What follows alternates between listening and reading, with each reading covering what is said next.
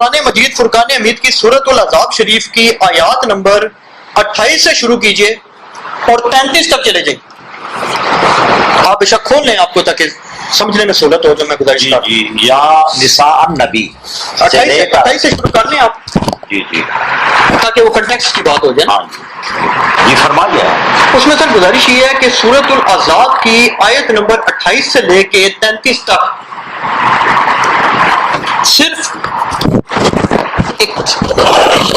سورۃ الاحزاب شریف کی آیت نمبر 28 سے لے کے 33 تک بالکل واضح نظر آ رہا ہے کہ رسول پاک صلی اللہ علیہ وسلم کی ازواج مطہرات ہی سے خطاب ہو رہا ہے اور کسی سے خطاب ہی نہیں ہے. جب یہ آیت مکمل ہو جاتی ہے, یعنی آیت تطہیر آتی ہے, یہ سلسلہ جب پہنچتا ہے آیت تطہیر پہ, آیت تطہیر آتی ہے, اس کے بعد دوبارہ سے ازواج مطہرات کا پھر ذکر شروع ہو جاتا ہے.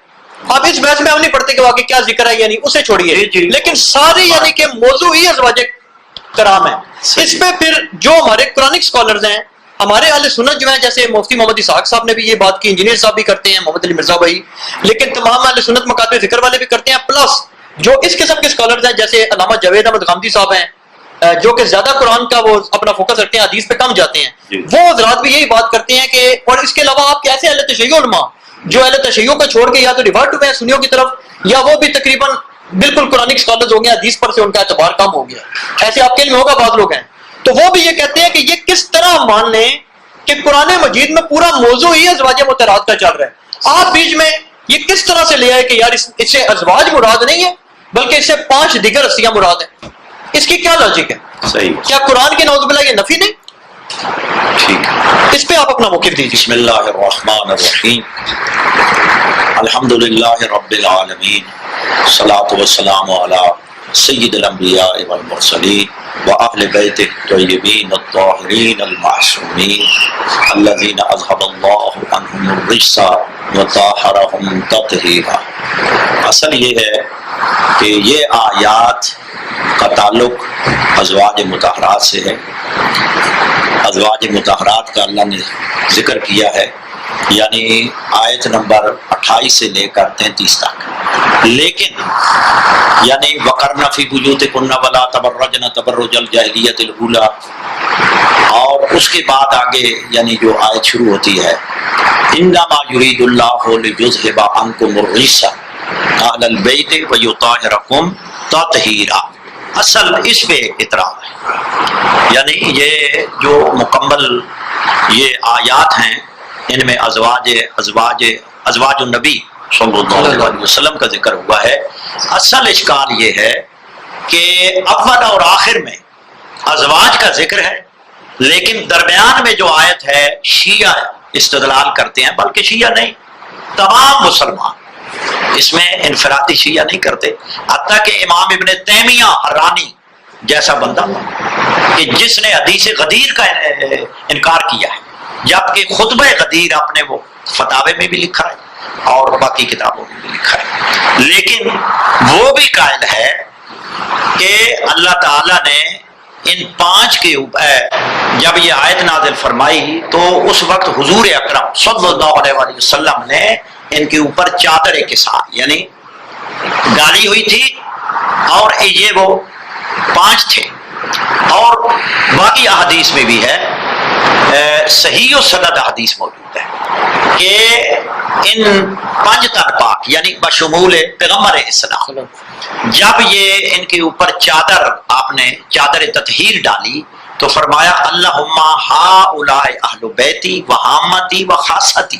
سیر و اعلام نبلہ میں بھی ہے, ترمذی میں بھی ہے, معجم الکبیر طبرانی میں ہے, باقی یعنی کتب احادیث میں یعنی بھری پڑی ہیں اس حوالے سے کہ اب اس کا نزول جو ہے. باقی یہ ہے کہ یہ درمیان میں کیوں آئی ہے, انما کلمہ حصر ہے, کلمہ حصر ہے, اس نے یہ تخصیص کر دیا. حصر کہتے ہیں دیوار کو.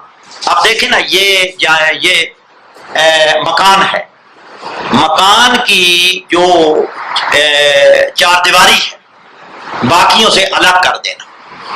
اسی طرح انما نے ازواج سے ان شخصیات کو الگ کر دیا ہے.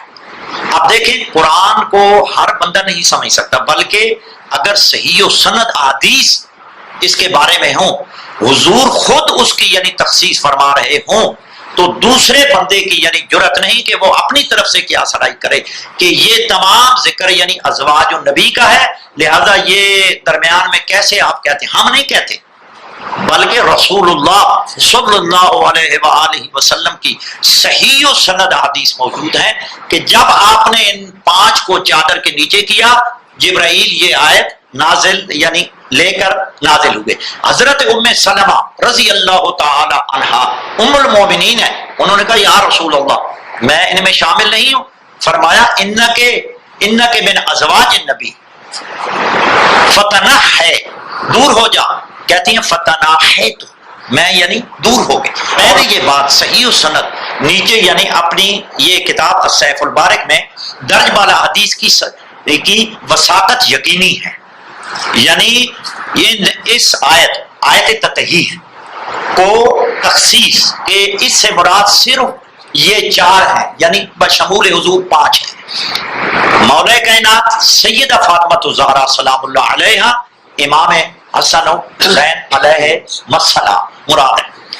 یہ دیکھیں امام ابن تیمیہ نے، حافظ ابن تیمیہ نے لکھا ہے وَقَدْ ثَبَتَ أَنَّهُ صلی اللہ علیہ وسلم ادخلہما مع ابویہما تحت الکساء وقال اللہم ہؤلاء اہل بیتی فاذھب عنہم الرجس۔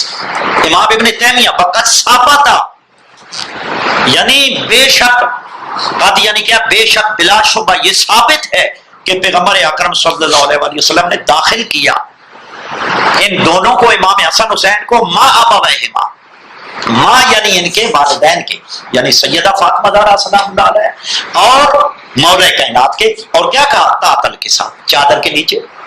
امام ابن تیمیہ جیسا بندہ کیا فرمایا اللہم ہؤلاء اہل بیتی، اور صحیح و سند روایت علامہ ذہبی نے بھی لکھا، بہت ساری کتاب ہے میرے کتب خانے میں موجود ہے کہ جنہوں نے کہا کہ یہ بالکل صحیح ہے، خاصتی و حامتی، حامہ کہتے ہیں جو زیادہ قریب ہو، ٹھیک ہے جی، یعنی حضور نے امام ابن تیمیہ منہاج السنہ جلد 2 میں صفحہ 121 ہے جو یعنی میرے کتب خانے میں، یہ مطبع بولا مصر کی ہے، اور اس کے بعد انہوں نے جلد 3 صفحہ نمبر 4 پہ یہ لکھا ہے وَأَمَّا حَدِيثُ الْقِسَاءِ فَهُوَ صَحِيٌّ رَوَاهُ أَحْمَدُ وَالتِّرْمِذِي مِنْ حَدِيثِ أُمِّ سَلَمَةَ وَرَوَاهُ مُسْلِمٌ فِي صَحِيحِهِ عن عائشہ عن حدیث عائشہ۔ دوسری جگہ منہاج السنہ جلد 4 صفحہ نمبر 20 ہے ان هذا الحدیث صحیح فی الجملۃ فإنه قد ثبت عن النبی صلی اللہ علیہ وسلم انه قال لعلی وفاطمہ وحسن وحسین اللہم ان هذا الحدیث صحیح فی الجملۃ فإنه قد ثبت عن النبی صلی اللہ علیہ وسلم انه قال لعلی وفاطمہ وحسن وحسین اللہم ان هؤلاء اہل بیتی فاذھب عنہم الرجس وطہرہم تطہیرا۔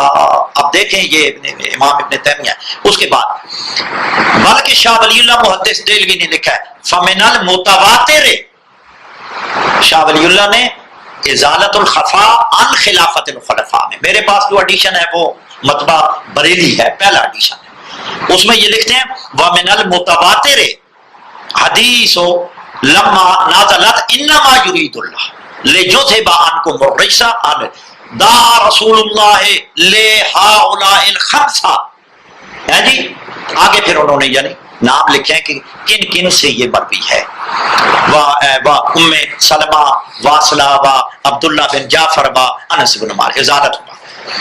اس کے بعد یعنی اور بھی بہت ساری ادلہ موجود ہے کہ اس آیت کا جو نزول ہے انما یرید اللہ، یہ پیغمبر اکرم صلی اللہ علیہ وآلہ وسلم نے تخصیص کر دی ہے۔ وما من عامل الا وقد خص، یعنی ہم اپنی طرف سے یہ نظریہ بنائے، وہ نظریہ وہی بنا سکتا ہے جو قرآن و سنت کا منکر ہے۔ سنت کیا ہے بھائی؟ سنت یعنی حضور کا طریقہ اور اہل بیت ان کی جو فرما گئے، یعنی یہ حدیث اول اور آیت تطہیر کے ماں بعد جو ہے یہ یعنی ازواج کا ذکر ہے، اس میں یعنی تخصیص حضور نے کی ہے۔ اگر آپ کے پاس کوئی دلیل ہے جو یہ کہتا ہے کہ بھائی یہ تمام آیات 28 سے لے کر 33 تک یہ تمام یعنی ازواج کا ذکر ہے، لہذا اہل البیت سے مراد یعنی ازواج ہے، یہ ہے اس کا یعنی دوسرا پہلو۔ اس میں ایک ضمنی سوال میرا ڈال لے آپ فرمایا اونچا بولیے کوئی جو آیت کی تفسیر ہے نا، اس میں یعنی اس آیت میں ہمیں ایسا لگتا ہے کہ آیت ایک ہی ہے لیکن خطاب دو بن جاتے ہیں، یعنی ازواج سے تو چل رہا تھا کنٹینیو، پھر بیچ میں اہل بیت آ گئے، تو کیا اس کی کوئی اور ایسی مثال قرآن میں موجود ہے کہ بعض لوگ یہ کہتے ہیں کہ ایک آیت میں دو خطاب کیسے ہو سکتے ہیں؟ جی ملتی ہے، میرا ایک ضمنی سورہ ہے۔ اچھا میں وہ یعنی بعد میں بتاتا ہوں۔ اب دیکھیں جو یہ کہتے ہیں کہ آیت نمبر 28 سے لے کر 28 نمبر 33 تک یعنی یہ ذکر جو ہے یہ ازواج النبی کا ہے، ٹھیک ہے جی۔ انما یرید اللہ جو آیت ہے اس سے بھی مراد یعنی ازواج ہے، ٹھیک ہے چلو، لیکن ان کے پاس دلیل کیا ہے؟ ہاتھوں برہانکم ان کنتم صادقین، دلیل تو لو، حدیث صحیحہ سے دلیل لو، حدیث صحیحہ ہم نے پیش کی ہے۔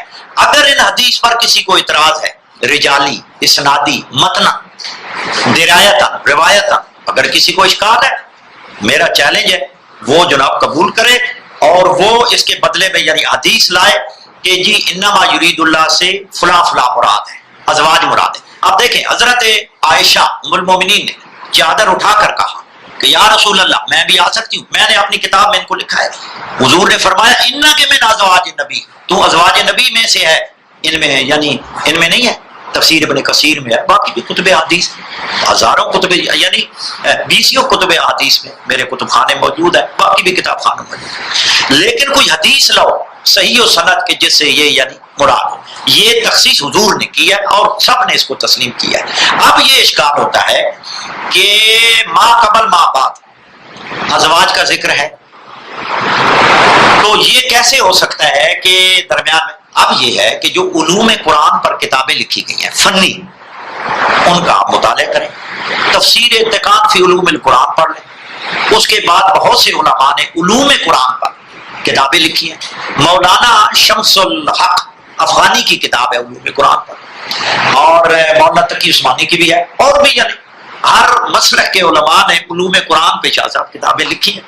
وہ قرآن کا اسلوب آپ دیکھیں، قرآن کا منہج پہلے سمجھ لیں کہ بہت ساری آیات درمیان میں آ گئی ہیں۔ اب دیکھیں سورہ اقرا کہاں تھی، کب نازل ہوئی، کہاں ہے، آیت تکمیل کہاں تھی، کہاں ہے، لہذا یہ ترتیب توقیفی ہے، حضور نے کیا ہے۔ باقی سورہ لقمان میں مثال کے طور پر آپ یعنی یہ سورہ لقمان آپ دیکھ لیں، اس میں یہ تذکرہ ہے کہ یہ ساتھی ہے، بس یہ آپ کے اب دیکھیں سورہ لقمان کی آیت نمبر 13 یہ ہے وَإِذْ قَالَ لُقْمَانُ لِابْنِهِ وَهُوَ يَعِظُهُ يَا بُنَيَّ لَا تُشْرِكْ بِاللَّهِ إِنَّ الشِّرْكَ لَظُلْمٌ عَظِيمٌ، یہ آیت نمبر کیا ہے 13۔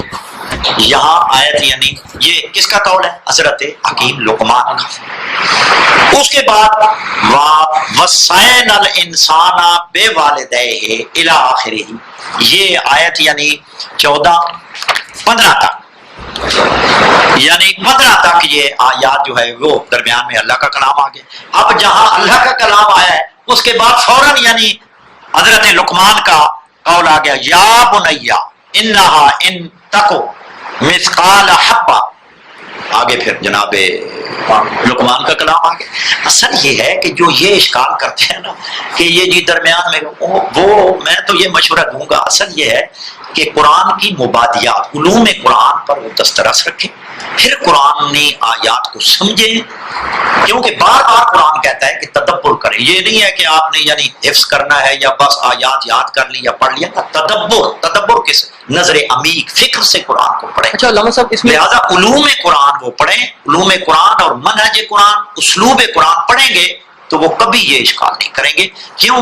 ان کے اشکال کو رفع کرتی ہے حضور کا خود عمل، ان 5 کو مخصوص کرنا یہ ان کے اشکال کو رفع کرتا ہے۔ اچھا اس میں میں گزارش کروں نا، جی جی انجینئر محمد علی مرزا بھائی جو ہے نا وہ ایک بات کرتے ہیں کہ قرآن اپنی حفاظت خود کرتا ہے نا، جیسے ابھی آپ نے فرمایا نا کہ جی یہاں پہ حضرت لقمان علیہ السلام کا قول آ رہا ہے، جی درمیان میں اللہ رب العزت وحدہ لا شریک کا کلام آیا ہے، جی جی آگے پھر حضرت حکیم لقمان علیہ السلام جی کا جی قول آ گیا ہے، اور بھی جگہ نہیں لیکن آپ کو پڑھ کے سمجھ تو آ گئی نا۔ جی اب سوال یہ ہے کہ اس آیت کو اگر ایک سادہ بندہ پڑھے نا جی تو وہ کیسے یہ سمجھے گا یہ بات کسی اور کی ہو رہی ہے، وہ تو کہے گا ازواج کے ذکر ہے۔ دیکھیں سادہ اور ترتیب اور دوسری دیکھیں جی جی اور دوسری گزارش یہ جی ہے کہ ایک بات اور کلیئر کر دیجیے گا جی کہ جو آپ نے فرمایا نا کہ سورت یہ جو اقرا بسم ربک الذی خلق والی سورت ہے، جی جی سورت شریفہ یہ نازل ہوئی ہے، جی سب سے پہلے اس کا مقام کچھ اور ہے جی اس وقت قرآن مجید جی میں۔ بالکل تو اس میں آپ کا کیا موقف ہے کہ جو قرآن مجید کی جو ایک سورت ہے، ایک تو یہ ہے کہ ایک سورت کا نزول ہی بعد میں ہوا ہے، اس کا اس وقت اس کی ترتیب توقیفی پہلی ہے، ٹھیک ہے، یہ دوسری ہے، اور ایک پہلے ہوئی ہے لیکن بعد میں ہے، لیکن کیا ایسا بھی ہوتا ہے کہ ایک آیت ہے وہ ایک ہی موضوع سے متعلق چلی آ رہی ہے لیکن ان کا بھی الگ الگ نزول ہو لیکن اب اکٹھی ہیں قرآن مجید میں، اس میں آپ کا کیا موقف ہے؟ بہت ساری ہیں ایسی آیات بھی یعنی کہ ایک سورت کے اندر بھی مختلف مواقع پہ نازل ہوئی ہیں؟ جی جی بالکل مختلف یعنی مواقع پہ، اور اس میں آپ یعنی اتقان پڑھیں فی علوم، وہی میں کہہ رہا ہوں نا۔ اب دیکھیں نا، آپ کہہ رہے ہیں کہ اگر جی کوئی ایسے یعنی قرآن پاک پڑھ لے اور وہ تصور اس کو یعنی ازواج میں کرے گا، بھائی اس کو پڑھنا ہی نہیں چاہیے۔ دیکھیں ہر علم کے لیے کوئی طریقے ہیں، جس فن میں آپ جائیں اس فن کو پہلے سمجھیں، اس فن کو اس علوم کو سمجھے۔ اب کیا ہے، ہر بندہ قرآن کی تفسیر لکھ رہا ہے، ہر بندہ قرآنی آیات کا ترجمہ کر رہا ہے، یہ نہیں ہے۔ آپ دیکھیں مقدمہ تو تفسیر پڑھیں، حافظ ابن تیمیہ کا پڑھ لیں، اس کے بعد ہمارے ایت اللہ فاضل لنکرانی کا پڑھ لیں، مدخل تفسیر پڑھ لیں، یعنی انہوں نے تفسیر کو سمجھنے کے لیے اسلوب قاعدے ضابطے بنائے ہیں۔ انما یرید اللہ، ہر بندہ کیسے بھائی وہ سمجھے کہ اس سے مراد ازواج ہے، اس کو چاہیے، میں تو مشورہ یہ دوں گا کہ قرآن کو سمجھنے کے لیے پہلے وہ یعنی مبادیات علوم قرآن پڑھ لے، پھر قرآن کو پڑھے، پھر وہ سمجھے۔ اچھا علامہ صاحب اس میں کیونکہ یہ لیکچر آپ کا وہ لوگ بھی سنیں گے نا جو قرآنسٹ ہونے کا دعویٰ کرتے ہیں نا، جو بالکل حدیث کو مانتے ہی نہیں، ہم تو ہر ایک کے لحاظ سے بات کر رہے ہیں۔ اب وہ حضرات اکثر ایک دلیل دیتے ہیں، وہ کہتے ہیں جی یہ تو قرآن میں تو بار بار آتا ہے کہ ہم نے اس کو سمجھنے کے لیے آسان کر دیا ہے، تو آپ نعوذ باللہ یہ کہتے ہو جی عام بندہ سمجھ نہیں سکتا تو ہدایت کہاں سے پکڑے گا؟ اصل یہ ایک انگریز ہے وہ پہلے جناب آپ کے ایران جائے گا یا وہ پہلے سعودیہ جائے گا یا کہاں جائے گا؟ اب یہ دیکھیں، یہ تو سوال ہے یعنی اب سے، اگر قرآن ایسے سمجھنا آسان ہوتا تو حضور کو ساتھ نبی بھیجنے کی ضرورت نہیں تھی۔ دیکھیں معلم ضروری ہے، یعلمہم الکتاب والحکمہ، یہ میرا رسول حکمت اور کتاب کا معلم ہے۔ قرآن کہتا ہے کہ میں نے معلم بھیجا ہے، آپ کہتے ہیں جی آسان ہے جناب، میں بھی سمجھ سکتا ہوں۔ قرآن میں ہے نا کہ آسان ہے، ہم نے نہیں، آسان کا مطلب مدکر آسان یعنی آسان کا مطلب یہ نہیں ہے، آسان کا یہ اس آیت کا آپ یعنی سبب نزول دیکھیں نا، وہ کس یعنی مورد پہ یعنی نازل ہو جائے کہ وہ لوگ کہتے جی ہمیں قرآن سمجھ نہیں آتا، اس کا مقصد یہ تھا کہ آپ یعنی حضور کے پاس آئیں تو سمجھے نا، معلم کے پاس آئیں تو سمجھے۔ اب دیکھیں کوئی کتاب آپ کو معلم کے بغیر سمجھ نہیں آئے گی، دنیا کی کتاب، تو جب دنیا کی کتاب بغیر معلم بغیر استاد کے بندہ نہیں سمجھ سکتا، تو جو آسمانی کتاب ہے، آفاقی کتاب ہے، جس نے تمام آسمانی کتابوں کو یعنی منسوخ کر دیا ہے، آفاقی کتاب جو ہمارا یعنی منشور ہے، جو مسلمانوں کا آئین ہے، اس کو ہر بندہ سمجھ لیتا ہے۔ جبکہ ایک جناب پرائمری پاس لڑکا میٹرک کی کتاب سمجھا سکتا ہے، پڑھا سکتا ہے میٹرک والوں کو؟ نہیں پڑھا سکتا۔ جب دنیا کی یعنی کتابیں بغیر معلم کے سمجھ نہیں آتی، تو قرآن پاک اس لیے اللہ نے رسول کو معلم بنا کے بھیجا، اور اس کے بعد صحیح و سند روایات، صحیح و سند شیعہ سنی میں فرمایا، یعنی اپنی آخری وصیت جو حضور فرما گئے ہیں، حجۃ الوداع پہ بھی فرمایا، متعدد مقامات پہ۔ علامہ ابن حجر حتمی نے سوائے کے مورکہ میں لکھا ہے کہ متعدد موارد پہ آپ نے یہ حدیث ثقلین فرمائی کہ قد ترکت فیکم امرین وقد ترکت فیکم امرین انی تارک فیکم ثقلین انی تارک فیکم خلیفتین کاملتین، متعدد یعنی تشریح، کیا چھوڑا؟ یعنی وصیت ہے حضور کی یہ کہ میں عنقریب جانے والا ہوں، میرا وقت آ گیا ہے، میرا بلاوا آ گیا ہے، میں دو چیزیں چھوڑے جا رہا ہوں۔ آپ دیکھیں رسول بھی کتاب کے ساتھ معلم کو چھوڑ کر گئے ہیں، یہ نہیں کہا کہ کتاب آپ کو جناب سمجھ آ جائے گی لہذا میں تو جا رہا ہوں۔ لیکن میرا یہ ایک سوال ہے میرے پاس دیوبندی حضرات اپنے علماء آتے ہیں، دوست آتے ہیں، میں ان سے یہ سوال کرتا ہوں کہ آپ کہاں یعنی متفق علیہ حدیث بخاری اور مسلم دونوں کی لم تستخلف رسول اللہ، لم یستخلف رسول اللہ، لم یستخلف رسول کسی کو خلیفہ نہیں بنا گئے، خلیفہ بھی نہیں بنا گئے، کتاب بھی نہیں دے گئے. بہرحال یہ ایک یعنی الگ، لیکن ہمارے ہاں بھی ہے، اہل سنت کے ہاں بھی ہے کہ حضور کتاب بھی مرتب کر کے گئے ہیں اور اپنے نمائندے معلم میں کتاب بھی چھوڑ کر گئے ہیں. وہ کیا ہے؟ یہی حدیث ترکت فیکم انی تارکن فیکم ثقلین فیکم خلیفتین. خلیفوں کو بھی مسئلہ حل فرما گئے کہ میرے دو خلیفے ہیں. کون؟ اللہ کی کتاب ہے، کتاب اللہ ہے، وَإِتْرَتِي عَلَى بَيْتِي وَإِن تَمَسَّكْتُم بِهِمَا لَن تَضِلُّوا بَعْدِي. اگر ان دونوں کی پیروی کرتے رہو گے، لن یعنی تاکید کے لیے آتا ہے، تم ہرگز، یعنی میں ضمانت لے رہا ہوں، رسول امت کی ضمانت لے رہا ہے، لیکن امت نے جو اشر کیا ہے وہ آپ کے سامنے ہے، وہ یعنی علام نشرہ ہے، واضح ہے. اب یعنی اگر تم نے تمسک کیا، شرع مقاصد میں سعد الدین تفتزانی نے بڑی لطف کی بات کی ہے. انہوں نے کہا کہ آیت تطہیر حدیث ثقلین اگر مسلمان سمجھ لیتے تو نہ قرآن کو چھوڑتے اور نہ اہل بیت کو چھوڑتے. کہ اہل بیت کو اللہ نے یعنی حضور نے قرآن کے ساتھ ملا دیا ہے. لن یفترقا حتی یرد علی یا لن یتفرقا حتی یرد علی. یہ دونوں ایک دوسرے سے جدا نہیں ہوں گے حتیٰ کہ حوض کوثر پر میرے پاس آئیں گے. یہ ان کی عصمت کی دلیل ہے. بھائی اہل بیت قرآن کے ساتھ، قرآن اہل بیت کے ساتھ ہے. اگر اہل بیت کو یہاں معصوم نہیں مانو گے، وہ کوئی بھی خطا کریں گے، قرآن ان سے جدا ہو جائے گا، یعنی ان کا عمل قرآن کے خلاف ہو جائے گا. اور بڑی بات کی ہے ملا معین ٹھٹوی نے. ملا معین ٹھٹوی کی دراسات النبی شاہ ولی اللہ محدث دہلوی کے شاگرد ہے، اور شاہ ولی اللہ محدث دہلوی کے مکتوبات آپ پڑھیں، نادر مکتوبات لاہور سے چھپ چکے ہیں، میری لائبریری میں بھی ہے. اور اس کے بعد مکتوبات فقیر اللہ سندھی، فقیر اللہ سندھ کے تھے، بہت بڑے یعنی نام ہے ان کا. انہوں نے بھی یعنی ذکر شاہ ولی اللہ جو جن القاب کے ساتھ ملا معین ٹھٹوی کو یاد کیا ہے، استاد ہونے کے باوجود یعنی اتنے لقب دیے ہیں. کہتے ہیں کہ اگر آپ نے دین لینا ہے تو اسی سے لو.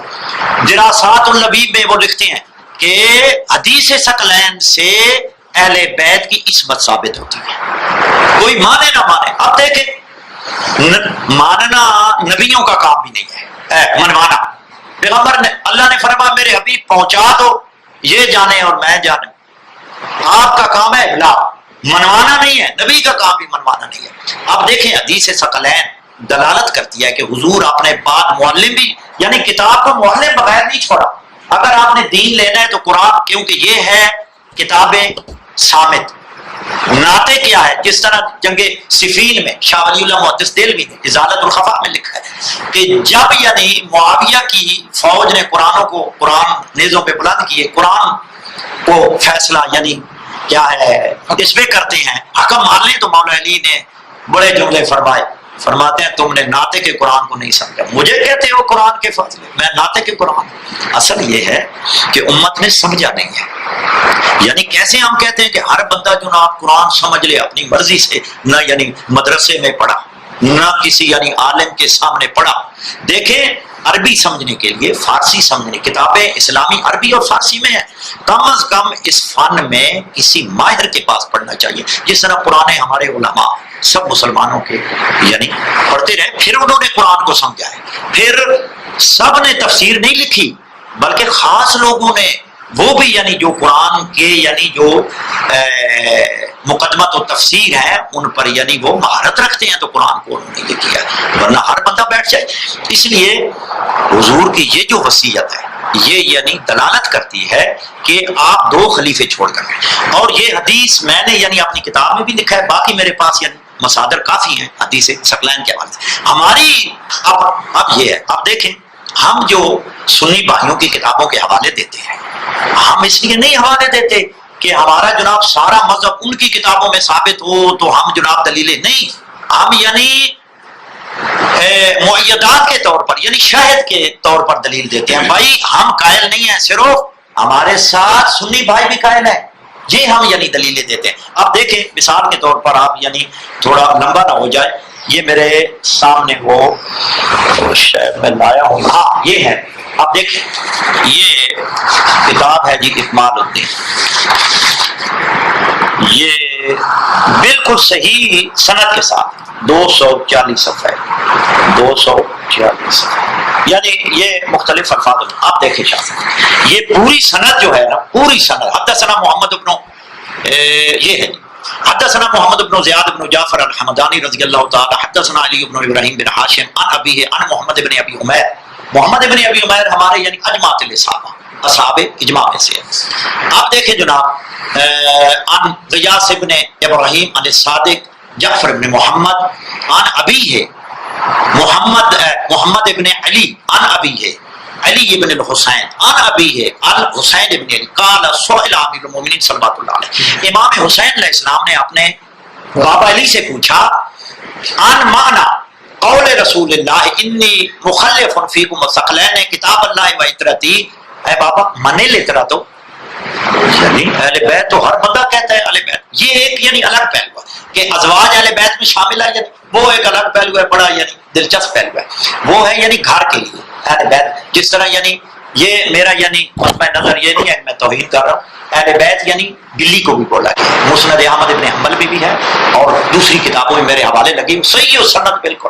بلی کو کیوں اہل بیت کہتے ہیں کہ وہ گھر میں رہنے والی ہے، لہذا حضور کا چادر کے نیچے کر دینا بتانا تھا کہ یہ اہل بیت ان جیسے نہیں ہے، وہ ہے یعنی گھر کی، یہ ہے خاص جو میرے وارث ہیں، جو میرے بعد یعنی امت کے یعنی رہنما ہے، ہادی ہے، کسی اور کو ہادی نہ بنانا. اب دیکھیں جناب کون ہے وہ، ہاں جی معنی قول رسول اللہ کہ حضور نے جو فرمایا کتاب اللہ و اطرت من الاطرۃ، اطرا سے کون مراد ہے؟ قال انا والحسن والحسین والائمۃ التسعۃ من ولد الحسین، یعنی میں ہوں، میرا بیٹا حسن ہے، میرا بیٹا حسین ہے، اور حسین کی اولاد سے 9 ان کے فرزند ہیں. من ولد تاسعہم مہدیہم قائمہم. اور اس کے بعد لا یفارقون کتاب اللہ، یہ ایسے ہیں کتاب سے جدا نہیں ہوں گے، ولا یفارقہم نہ یعنی کتاب ان سے جدا ہوگی، حتی یاردوا علی رسول اللہ حوضہ، یہاں تک چل. سنی کتابوں میں بھی یہی ہے، شیعہ کتاب سنیوں نے چھپایا ہے، نام نہیں لیا کہ وہ کون ہے، بعضوں نے لیا ہے، میرے پاس وہ حوالے پڑے ہیں، صوفیاء نے لیا ہے کہ اس سے مراد کون ہے، لیکن باقیوں نے چھاپا. کیوں؟ دیکھیں بنو امیہ کی حکومت آئی، عباسی حکومت آئی، اور علامہ ذہبی نے سیر و اعلام النبلاء میں لکھا ہے کہ صحابہ کرام کے ایسی چیزیں نہ لو جن میں کوئی تنقید ہو، چھپاؤ. اور ایک محدث ابو امانہ نے یہ صحیح سند کے ساتھ کتاب السنہ میں خلال نے لکھا ہے کہ ابو امانہ محدث نے، یعنی بہت بڑا نام ہے ان کا، بخاری کا راوی ہے سارے، اس نے ایک کتاب لکھی یعنی صحابہ کرام میں نقل. دیکھیں وہ معصوم تو نہیں ہے، ظاہر ہے غلطیاں ہوئی ہیں ان سے، انہوں نے کتاب لکھی. اب جناب انہوں نے بہانے سے وہاں کے اس زمانے کے مولویوں نے کہا یار وہ بندے نے لکھی ہے، نام بڑا ہے اس کا، اگر وہ چیزیں ساری آ گئی نا، کیونکہ یہ حکومتوں کی. شاہ ولی اللہ محدث دہلوی نے حجت اللہ نے بات میں لکھا ہے کہ ہمارا مذہب حکومتوں کے یعنی کی سرپرستی میں ہمارا آیا ہے، ہمارے مذہب کی سرپرستی حکومتوں نے کی ہے. حنفی مذہب جو آیا ہے اعتراض کیا، اور یہ یقینی ہے، حتمی ہے، بالکل میرے سامنے قرآن ہے، باقی کتابوں میں یہ لکھا. اب دیکھیں وہ کہ کیا میں بات کر رہا تھا، ہاں حدیث ثقل ہے. آپ کیونکہ ٹائم نہیں ہے لمبی نہ ہو جائے گفتگو. آپ دیکھیں کہ یہ کیا یعنی فرما رہے ہیں حضور کہ میرے بعد یہ ہے. اس کے بعد بھی یہ معانی اخبار کا بھی میں نے حوالہ لکھا ہوا ہے، باب یعنی معنی ثقل ہے، وہاں بھی شیخ صدوق نے صحیح سند کے ساتھ. اب دیکھیں ہماری متعدد کتابوں میں صحیح و سند کی روایات صحیح و سند روایات کے ساتھ ائمہ اہل بیت اور حدیث ثقلین ان کے یعنی اہل بیت سے کون مراد ہے؟ جب ہے تو ہم نے اپنی کتابیں مانی ہیں یا دوسری؟ ہم ان کی کتابوں سے تائید پیش کرتے ہیں کہ تم بھی مانو، تمہاری کتابوں میں بھی یہ باتیں لکھی ہیں، لہذا یہ میں بطور یعنی مثال یہ پیش کر رہا ہوں، ورنہ سنی کتابوں میں بھی وہی ہے حدیث ثقلین ساری چیزیں۔ تو اس لیے نا جی بات یہ ہے کہ یہ جو ازواج کا ذکر ہے، ازواج نبی کا، یہ بطور یعنی کیونکہ وہ نبی کے گھر میں رہنے والی ہیں اس لیے اہل بیت ہیں۔ آپ دیکھیں بخاری میں ہے، مسلم میں بھی، جہاں حدیث کرتاس کا ذکر کیا فاختلف اہل البیت، اہل بیت نے اختلاف کیا، حالانکہ ایتونی بدعوات اکتب لکم کتابا لن تضلوا بعدہ ابدا، میں ایسی چیز لکھ دوں جس کے بعد تم گمراہ نہ ہو۔ اور وہ کیا لکھنا چاہتے تھے؟ وہی جو آپ نے حجۃ الوداع پہ پہلے فرما گئے تھے، وہ صرف یعنی قولی فرمائی ہیں، اب وہ یعنی کتبی لکھنا چاہتے تھے کہ یہ نہ ہو کہ میرے پاس نہیں، اور ہوا بھی ہے بالکل۔ لیکن وہاں بھی شور اٹھا، جب یعنی ائمہ کا نام آیا تو شور اٹھا، مسند احمد ابن حنبل میں ہے، باقی صحیح سند حدیث ہے، جب ائمہ کا نام آیا تو شور اٹھا۔ تو جابر بن سمرہ کہتا ہے دخلت علی النبی مع ابی، تو میں یعنی حضور کی خدمت میں اپنے باپ کے ساتھ گیا، میں نے پوچھا کیا بات ہے؟ بس جی وہ شور اٹھا تو اس سے کیا حضور نے فرمایا تھا؟ اصل حضور نے فرمایا تھا بنو ہاشم، لیکن وہاں اولاد یہاں یعنی لکھنا چاہتے تھے، اور جو آڑے آیا وہ تو مشخص چہرے ہیں بالکل، جتنا ان کے اوپر نقاب ڈالیں بالکل جناب اس کا کوئی فائدہ نہیں ہے، علم یعنی بالکل عیاں ہے وہ چیز کے کیا انہوں نے روکا تھا۔ وہاں بھی یعنی حضور نے یہی فرمایا تھا کہ میں تمہیں یعنی لکھ کے دے دوں وہ چیز۔ وہاں کیا تھا؟ فاختلف اہل البیت، اہل بیت نے اختلاف کیا۔ علامہ احمد قسطلانی ارشاد و ساری میں، مولانا احمد علی سہارنپوری حاشیہ بخاری میں، بین السطور باقی کتابوں میں لکھتے ہیں کہ اہل البیت سے یہ مراد ہے جو اس گھر میں موجود تھے صحابہ، اہل بیت میں سے کوئی بندہ وہاں موجود نہیں تھا، سب نے لکھا اہل بیت حضور کے جو اہل بیت ہیں۔ کیوں؟ ہدایت یعنی ان کو دینی تھی نا، کن کے ذریعے سے؟ اہل بیت کی پیروی سے۔ اہل بیت وہاں کوئی بندہ موجود نہیں تھا، بخاری میرے پاس پڑھی ہے، بین السطور بھی لکھا ہے، اور ارشاد و ساری میں انہوں نے لکھا ہے کہ اہل بیت یہاں مراد کیا ہے؟ جو اس گھر میں صحابہ بیٹھے ہوئے تھے، لہذا ان کو بھی کہا گیا اہل البیت، بلی کو بھی اہل البیت کہا گیا۔ تو لہذا یہ خاص اہل بیت ہیں جو ہم شیعہ کہتے ہیں، سمجھو جو آج تک اکثریت نہیں سمجھ سکی، اور قرآن میں بھی اکثریت کی مذمت ہے، اس لیے قلیل ماہم ما آمن معہ، حضرت نوح علیہ السلام نے 950 سال تبلیغ کی، ما آمن معہ کتنے؟ قلیلوں میں نے عبادی شکور، کم بندے ہیں، وہ تو ہم کم ہی رہیں گے، لیکن خدا را سمجھ جائیں، بس ہم یہ کہتے ہیں۔ نہیں، یہ جو بھی آپ نے بات فرمائی ہے کہ وہاں پہ یہ جو اہل بیت نہیں تھے، جی جی، تو یہ تو بڑی ایک اکثر دلیل دی جاتی ہے جب آپ کے اہل تشیع حضرات کے ساتھ جب ہم نے آن لائن مناظرے وغیرہ پڑھے ہیں، جی جی، تو اس میں جو انٹرنیٹ وغیرہ پہ انٹرنیشنل جو ویب سائٹ ہے وہی کہتی ہے نا، جی، وہ کہتے ہیں یہ حضرت مولا علی علیہ السلام نے کیوں نہیں دے دیا کوثر؟ وہ نہیں، وہاں یعنی وہاں تو کبھی شیعوں سے ہم نے یہ دلیل نہیں سنی، دیکھیں وہ تھے ہی نہیں، یا ان کے علم میں نہیں ہے چیز، نہیں تھے نہ کسی یعنی سنی کتب حدیث میں بھی نہیں ہے کہ وہاں اہل بیت موجود تھے۔ کیوں؟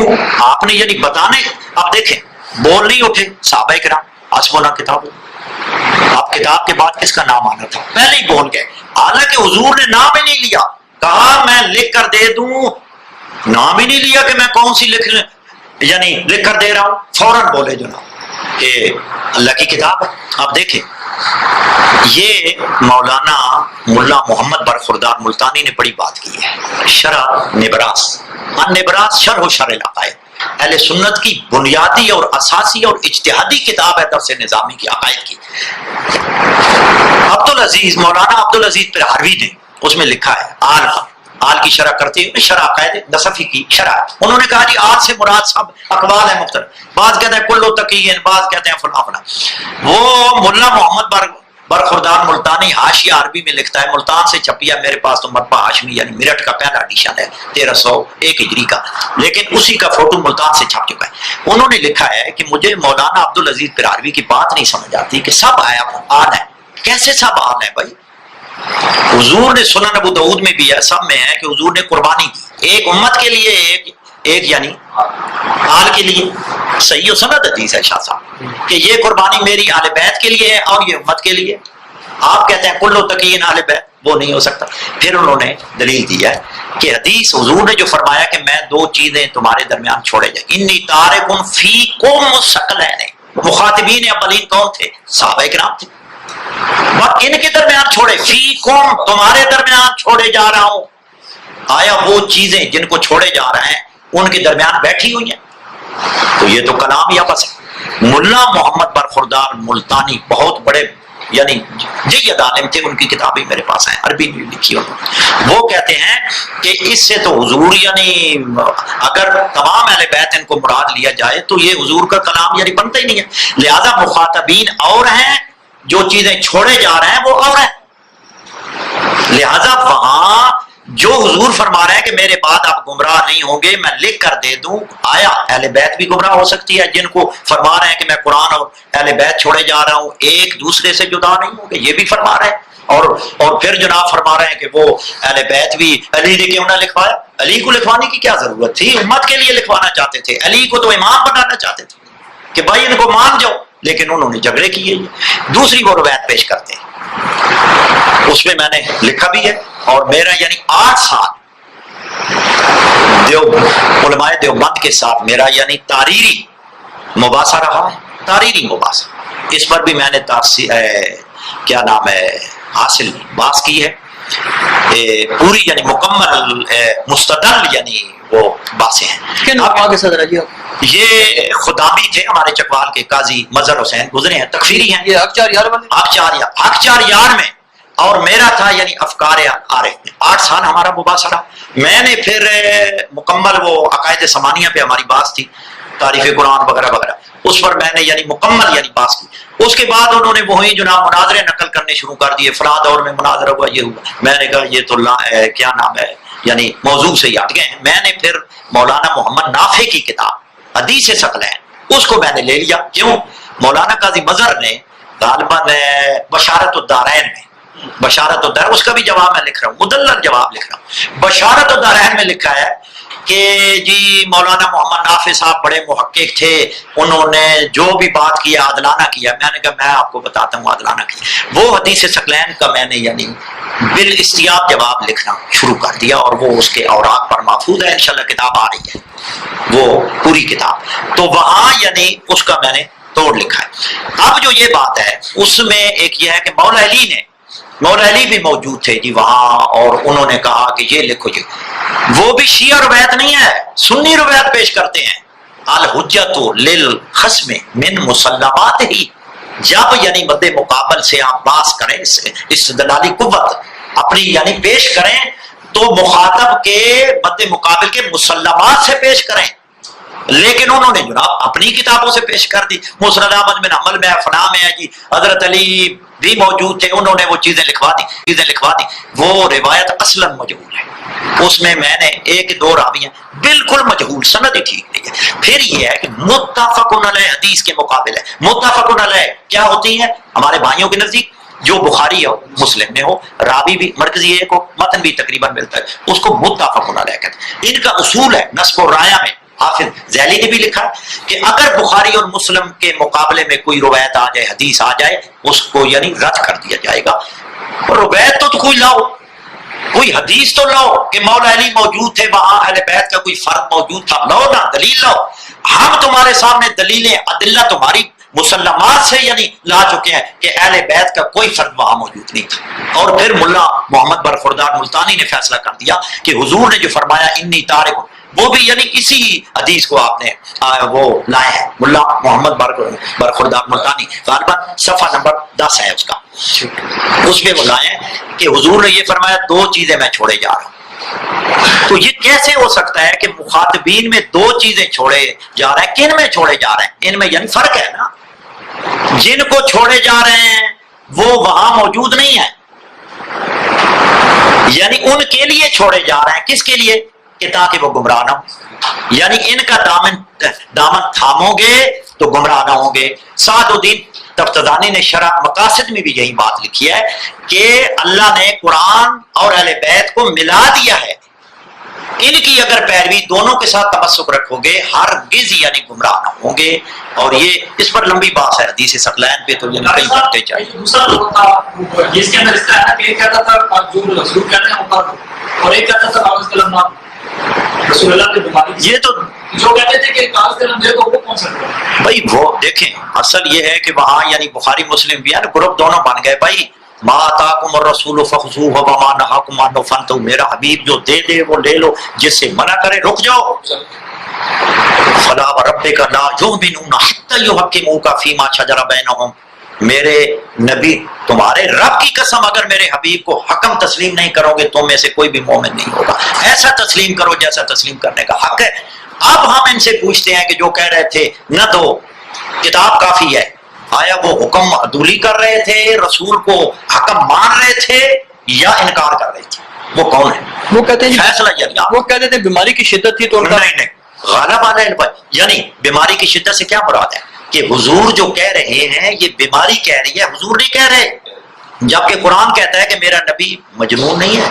آپ دیکھیں حضور کے دماغ پر اٹیک کر رہے ہیں نا، یعنی اس سے ثابت ہوا کہ جس طرح ایک یعنی تب میں بندہ ہوتا ہے اور وہ بات کرتا ہے ایسے، اس کو کیا کہتے ہیں؟ ہزیان. اسی لیے طبیان میں امام اکبری نے لکھا ہے کہ انتے کو بعد حجر، ایک شعر لکھا ہے نا متنبی میں، متنبی کی شرح میں لکھتا ہے کہ حجر کا معنی ہے، کہتے ہیں الکلام القبیح، فوش کلام کو کہتے ہیں، ہزیان کو کہتے ہیں.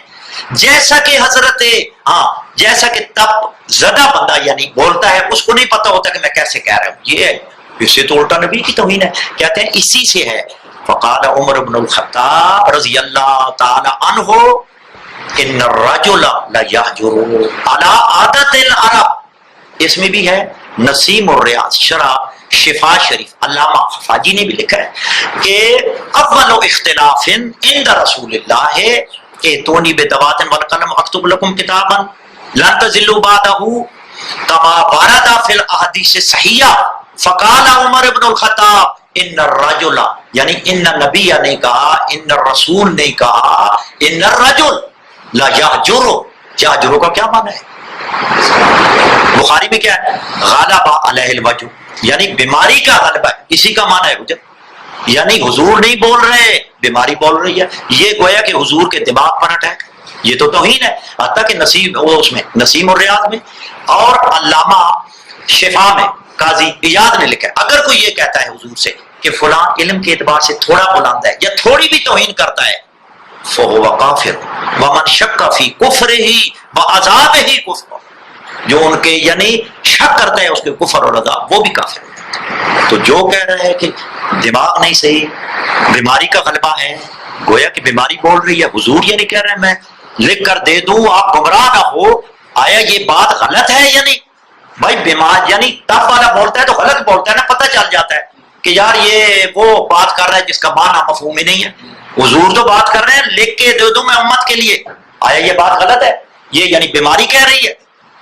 یہ بہانے ہیں، اس کا کوئی جواب نہیں ان کے پاس، اور قیامت تک کوئی جواب نہیں. تعویلیں کرتے ہیں، بچاتے ہیں، کبھی جناب وہ دلیل یہ ہوگا وہ ہوگا، اس سے مراد حجر سے یہ مراد ہے. اور خدا را کل قبر میں جانا ہے، اہل بیت کا دفاع کرو جن کی وجہ سے وہ یعنی مسلمان ہوئے، جن کو یعنی مقام ملا ہے. جس طرح حضرت عمر کا واقعہ صحیح و سند سیر و اعلام نبلہ میں بھی ہے 3 جلد میں کہ امام حسین علیہ السلام اور دونوں سے واقعہ ہوا ہے. حضرت ابو بکر سے بھی ہوا.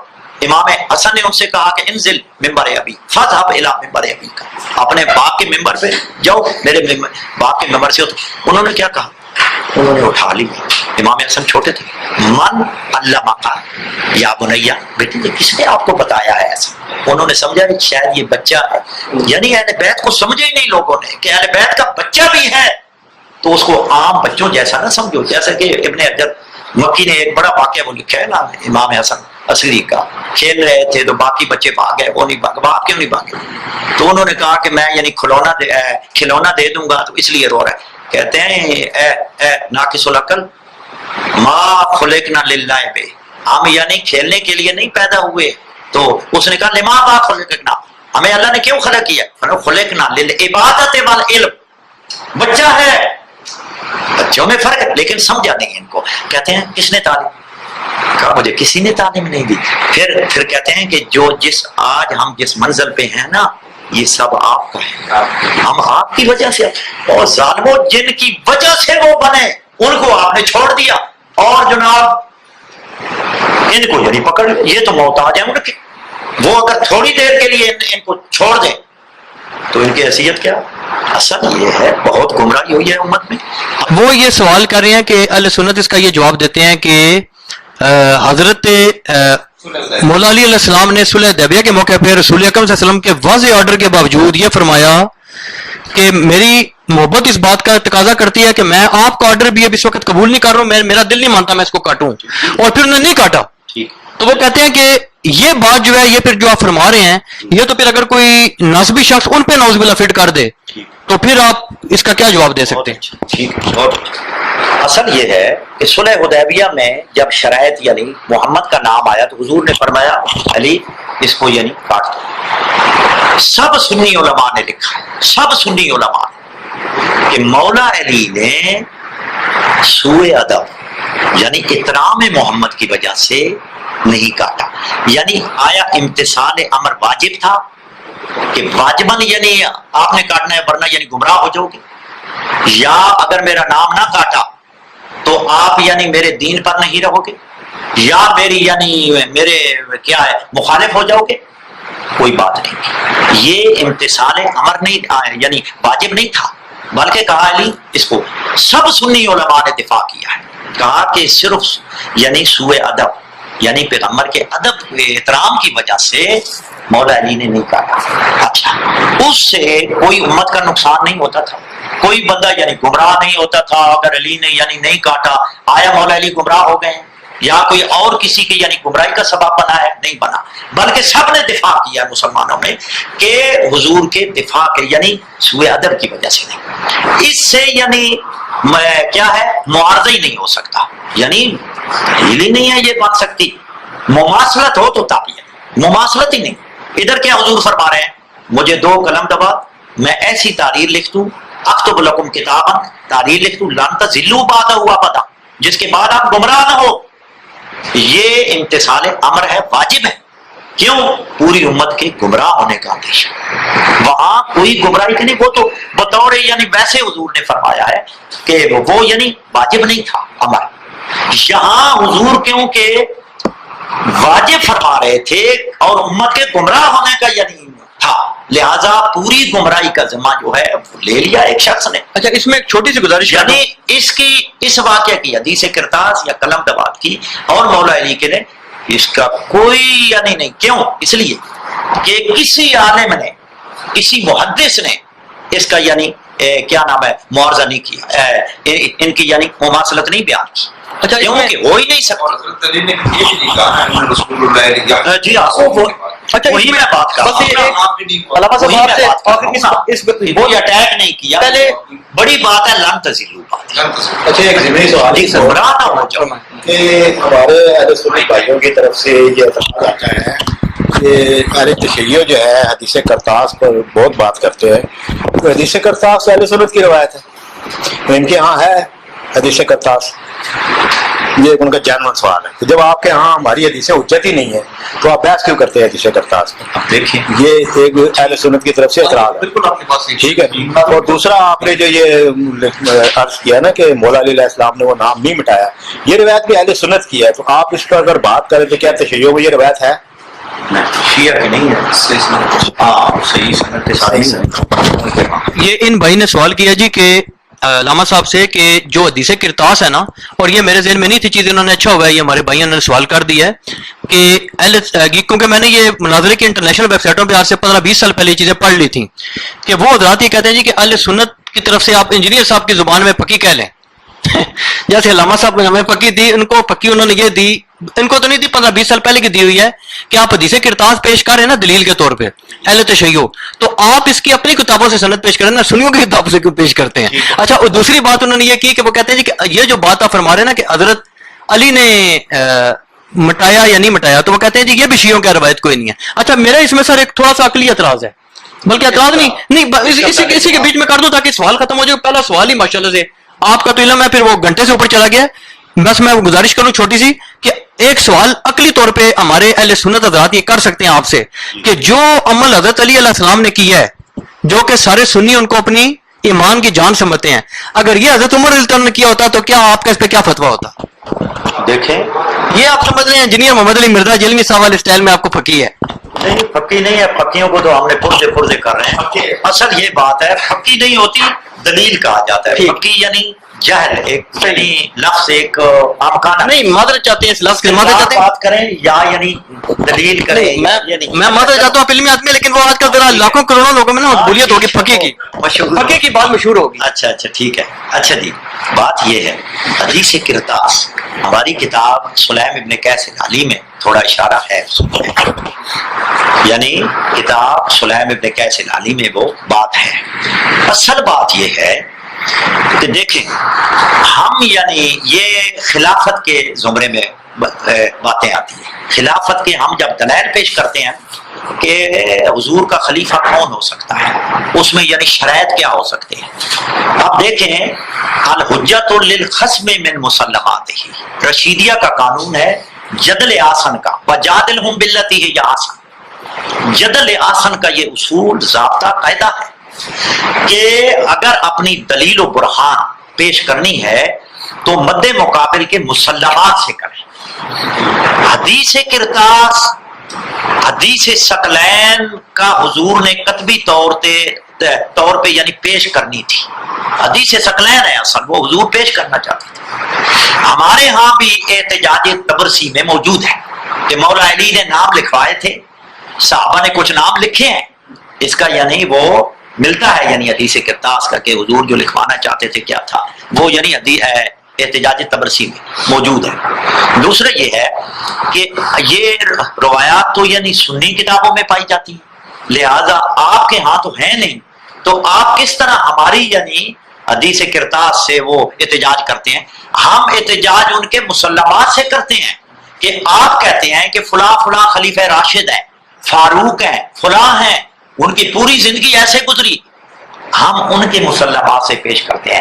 بھائی تم بولتے ہو، تمہارے محدثین بول رہے ہیں، تمہارے امام بول رہے ہیں کہ انہوں نے حضور کے حکم عدولی کی ہے، نافرمانی کی ہے، انہوں نے یہ یعنی حضور پر تہمت لگائی ہے، اذیان کی لگائی ہے.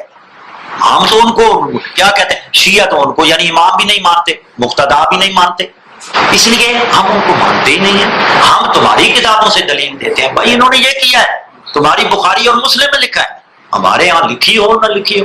اچھا سر، آپ کے سوال سے نا میرے ذہن میں ایک سوال آ گیا جو مجھے ایک اہل سنت مفتی صاحب نے بھی کہا تھا آپ نے کرنا ہے، وہ آپ کی دلیل سے مجھے یاد آ گیا کہ آپ نے فرمایا کہ ہم حضرت عمر رضی اللہ عنہ کو، اور حضرت عمر کا کیا ذکر کرنا کہ مطلب ہے جو خلفائے ثلاثہ تینوں کو نہیں مانتے نا، آپ کا حق ہے اپنا مانے، لیکن اس میں ایک سوال انہوں نے کیا ہے، وہ کہتے ہیں آپ نے اہل تشیع کے جو مستند ترین عالم ہے نا، جب میں نے ان کو بتایا انہوں نے کہا جی آپ نے ایک سوال ان سے ضرور پوچھنا ہے کہ آپ قرآن کن کا جمع کیا ہوا مانتے ہیں، آپ کے پاس اپنا یا انہیں تین خلفاء والا مانتے ہیں؟ ہم قرآن یہ واضح کا، بس اس کے بعد یہ اس کی بحث چھوڑ کے اگلا سوال کریں. ٹھیک ہے. ہم قرآن کا یعنی ہم نے پہلے کہا انی تارک فیکم الثقلین، کتاب اللہ و اطرت اہل بیت، میں دو چیزیں چھوڑے جا رہا ہوں، قرآن اور اطرت اہل بیت. اطرت اہل بیت پر نفس نفیس موجود ہے، قرآن فلاں لکھا ہوا ہے، فلاں لکھا ہوا ہے، اس سے دین الیوم اکملت لکم دینکم واتممت علیکم نعمتی ورضیت لکم الاسلام دینا. اب سے حضور نہ کتاب دے کر گئے، نہ جناب خلیفہ بنا کر گئے، کتاب بھی وہ صحابہ نے جمع کی.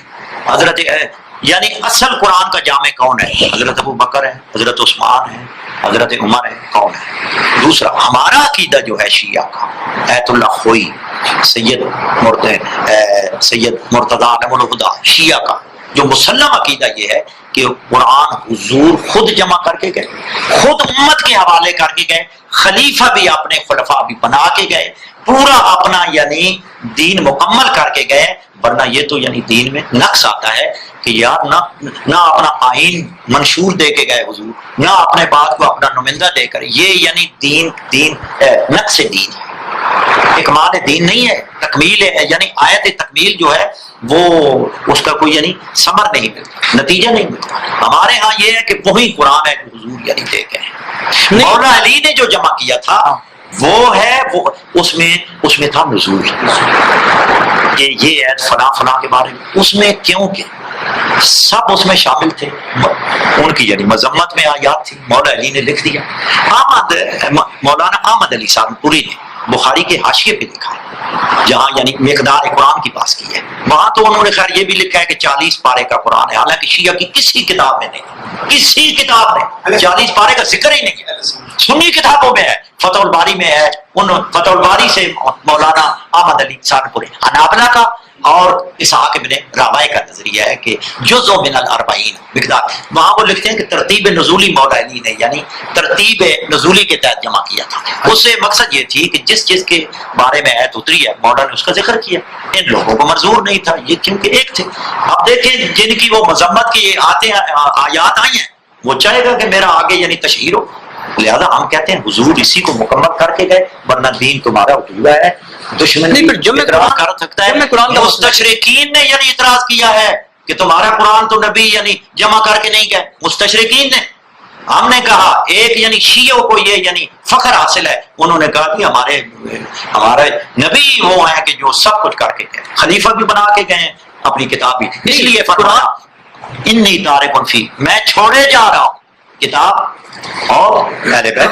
نہیں لیکن جو قرآن دو گتوں کے درمیان تھا اویلیبل، بالکل بالکل بالکل جمع کر کے گئے، جمع کا یعنی اچھا یہ بات ہمارے اہل سنت میں منکرین حدیث کہتے ہیں، ہمارا کوئی سنی فرقہ یہ بات نہیں کرتا جو آپ فرما رہے ہیں، غلط کہتے ہیں، کیونکہ جمع قرآن کا تو مطلب دفتر بڑے پڑے ہیں، جمع القرآن بلکہ مولانا تمنا عمادی نے جمع القرآن لکھی ہے، وہ بھی ہے میرے پاس، اور جنہوں نے لکھی ہے تقی عثمانی کی بھی ہے، جنہوں نے لکھی ہے میرے پاس ساری پڑھی۔